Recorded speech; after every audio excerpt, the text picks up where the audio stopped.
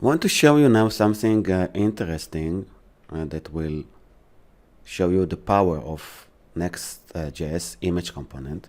Let's look at my React website. At the moment of recording this course, this URL holds the React version of my personal website.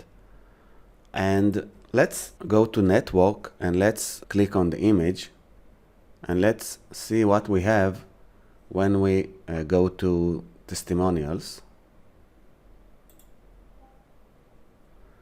So what you see is that although the viewport does not show, maybe shows part of the first image, all the images are downloaded, even though they are not used, right? So this is because I'm using in my React application image element, and this is what happened. The page is loaded, and the browser requests all the images. But and this may be a waste of time, because maybe the user will look only on the first image and it will not look on all the other images, right? So let's see what we get when we use next.js. Okay, so I will do exactly the same. Network, images, and I will refresh.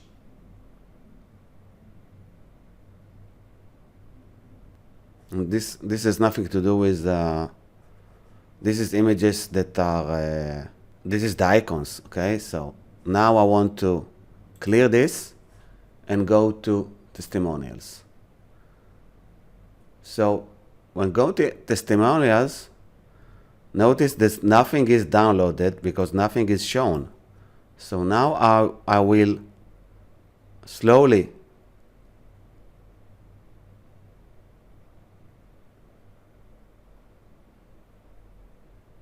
okay. So now he's starting to download the second image. This is the second image. I will clear this.